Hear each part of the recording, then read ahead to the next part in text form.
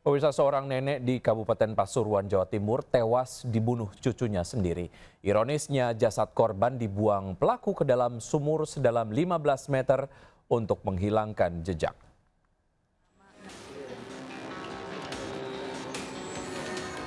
Tim BPBD Kabupaten Pasuruan mengevakuasi jasad seorang nenek di dalam sumur di Kecamatan Grati, Kabupaten Pasuruan, Jawa Timur.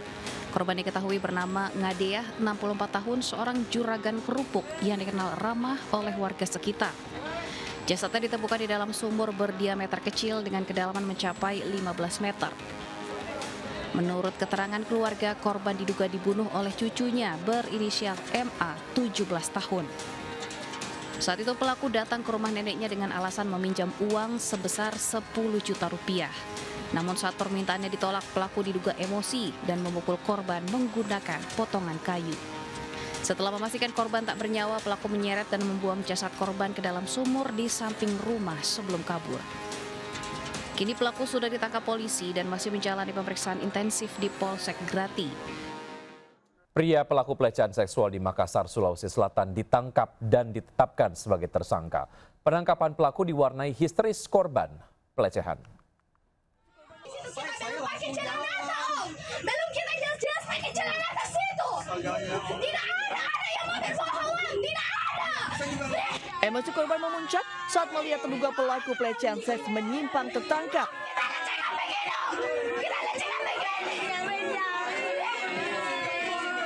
Selain memaki, para korban juga menangis saat teringat kejadian yang menimpa mereka.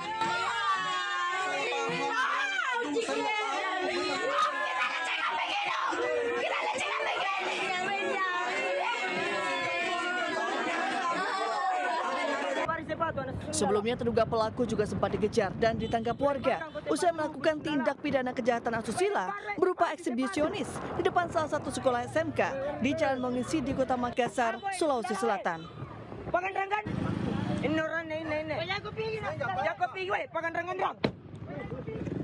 Warga yang geram juga menghakimi pelaku. Beruntung di tengah aksi amuk warga, kepolisian dari Polsek Mariso Kota Makassar segera tiba dan mengamankan pelaku. Dari Makassar, Leo Muhammad Nur, iNews melaporkan.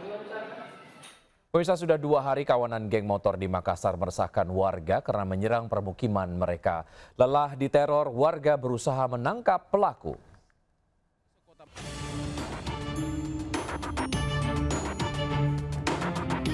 Aksi kawanan geng motor menyerang pemukiman warga Jalan Raja Wali, Mariso Kota Makassar terekam kamera pengawas. Para pelaku melakukan penyerangan menggunakan panah dan ketapel. Warga yang melihat berusaha menangkap pelaku, namun mereka kabur. Menurut warga, geng motor sudah 2 hari berturut-turut lakukan penyerangan tanpa motif yang jelas. Sementara usai mendapat laporan, pihak kepolisian langsung mendatangi TKP dan melakukan penjagaan hingga pagi hari. Polisi juga masih melakukan penyelidikan terkait penyerangan tersebut. Polisi meminta warga tidak terpancing provokasi geng motor untuk ikut lakukan penyerangan. Dari Makassar, Sulawesi Selatan, Neo Muhammad Nur, iNews melaporkan. Sejumlah pemain timnas Indonesia yang berkarir di benua Eropa dan Amerika akhirnya tiba di Jeddah, Arab Saudi. Mereka hanya punya 2 hari sebelum laga hidup mati putaran keempat kualifikasi Piala Dunia 2026 zona Asia.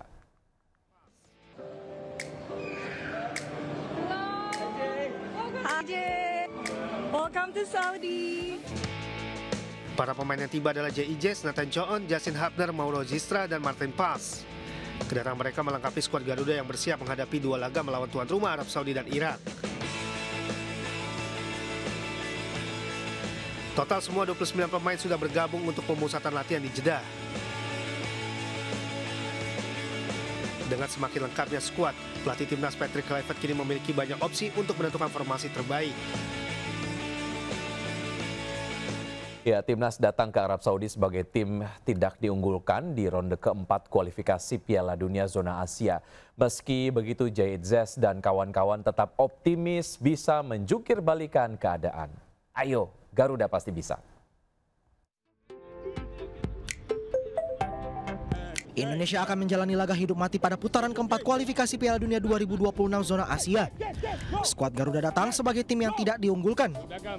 Digelar di Arab Saudi, tidak sedikit yang memprediksi timnas Indonesia akan kesulitan. Bahkan bisa meraih 1 poin saja sudah merupakan mujizat bagi timnas.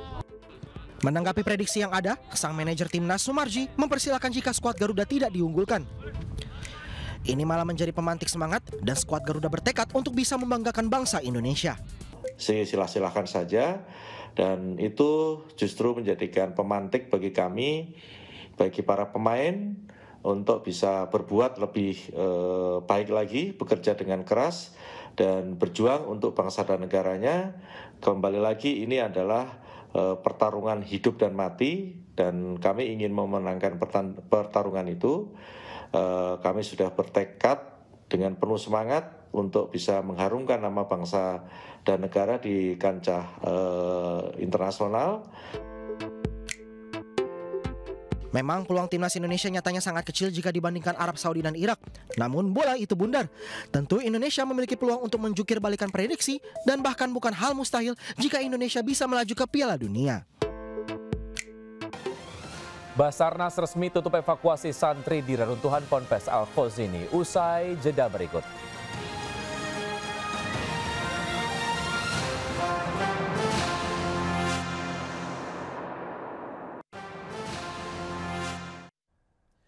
Terima kasih Anda masih bergabung sama kami. Pemirsa, hari ke-9 tim SAR gabungan resmi menutup proses operasi pencarian dan pertolongan korban ambruknya musola Ponpes Al-Khozini di Sidoarjo, Jawa Timur. 67 korban dinyatakan tewas, sementara 104 selamat. Pondok pesantren Al-Khozini di Buduran, Sidoarjo hari ini hanya meninggalkan puing reruntuhan. Tim SAR gabungan juga telah menghentikan proses pencarian. Proses operasi pencarian dan pertolongan korban ambruknya Ponpes Al-Khozini resmi ditutup.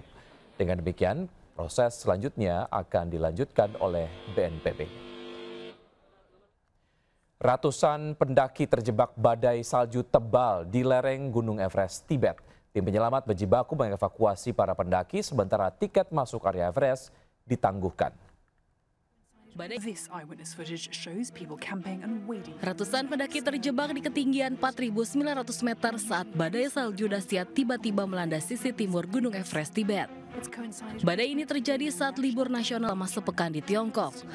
Tenda-tenda para pendaki dilaporkan hancur dan beberapa pendaki menderita hipotermia akibat suhu beku. Tim penyelamat terus berlomba menyelamatkan para pendaki. Para pendaki telah dipandu ke tempat aman. Mereka berkemah dan memanjat salju setinggi lutut di tengah badai salju. Sebanyak 350 pendaki telah berhasil mencapai kota kecil Kudang. Sementara lebih dari 200 pendaki yang masih terjebak di jalur pendakian dalam proses evakuasi. Akibat badai salju ini, penjualan tiket dan masuk ke seluruh area pemandangan Everest ditangguhkan mulai 4 Oktober lalu. Tetap bersama kami, usai jeda kami akan segera kembali.